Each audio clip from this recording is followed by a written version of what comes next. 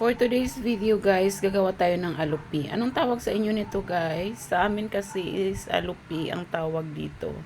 So sa paggawa, umpisa tayo sa pagbabalat ng ating kasava. Nabili ko to guys, bali 40 pesos. Apat siya na piraso. Iwan ko kung gaano kadami ang magagawa nito. Bumili din ako ng dahon na 30 pesos na dahon ng saging. So ngayon guys, magbabalat na tayo. Balatan lang natin ang ating cassava or ubi kayo. Ubi kayo to siya in Malay. Alam ko sa Malay is ubi kayo ito. Yan, magbalat lang tayo. Madali lang balatan to guys. Yung cassava. Yan.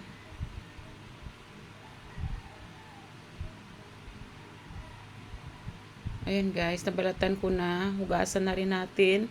Nabalatan ko na lahat. Nahugasan ko na lahat. So, ngayon mag-umpisa tayo add-add. Anong tawag? So, ano ba tawag dyan? Uy, anong tawag na to? Yan, ganyan. Yan. Ganyan lang natin guys. Hanggang sa matapos.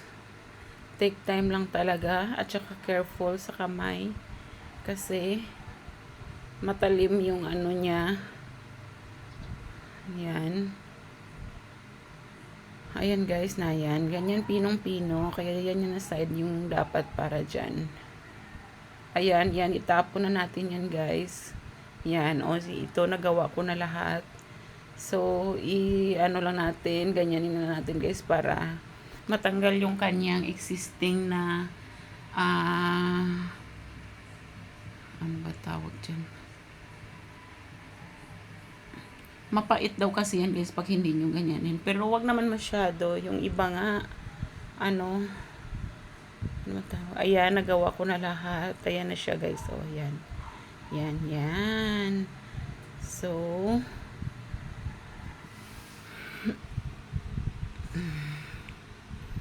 ayan guys. So maglagay lang tayo ng ating margarine. Bumili rin ako ng margarine pala na 20 pesos na margarine. Kalahati lang yung gamitin natin. Itabi natin yung kalahati. Depende pa rin sa inyo guys kung ano kadami. Maglagay din tayo ng brown sugar. At saka magdagdag ako ng wash sugar. May sugar naman ako dito guys. Kaya yung nabili ko ngayon is yung binili ko pala ngayon is yung lang cassava at saka margarine, dahon. Ayan. So, nilagay na natin ang ating coconut meat. Bumili na rin pala ako ng coconut meat kaya 25 pesos yung isang piraso.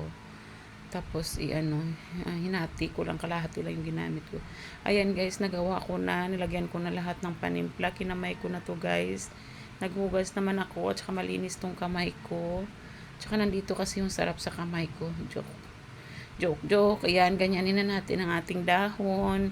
Kasi pag hindi natin ganyanin guys, mapupunit yan siya. Ayan, ganyanin natin lahat.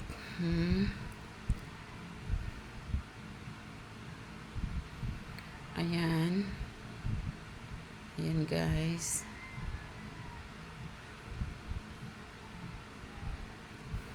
Ayan guys, tapos na. Okay na. So, napunasan na rin natin to bago at pagkatapos. Ayan, mag-ready na tayo at mag-umpisa na tayo sa ating pagbabalot. Kasi guys, excited na ako kung anong outcome nito. Ayan. Pero alam ko masarap to eh. Nahanap ko kasi guys yung texture ng alupi. Yung manipis siya, transparent siya. At saka nakikita yung coconut meat niya. Actually guys, may nabibili naman dito sa kanto ng ganito. Kaya lang, walang coconut meat. At saka, alam mo naman guys, pag business is sugar. Kung ang saan sila nakakales, doon talaga. Yun yung nila. So, hindi masyadong masarap. Iwan ko sa iba. Para ako guys, ito kasi yung hinahanap ko. Gusto ko talaga yung may niyog. May coconut meat. May yung lasa is masarap. Kaya excited na talaga ako. Samahan nyo ako guys hanggang dulo, tikman din natin. Ayan.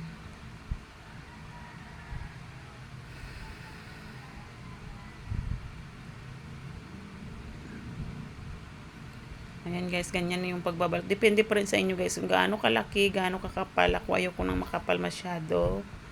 Ayan, tapos pag dikitin lang natin sila, then itali natin to sila guys. Ayan, itali natin. Dalawa, pwedeng tatlo sila sa isang tali. Pero ako dalawa lang. Dalawa lang. Ayan.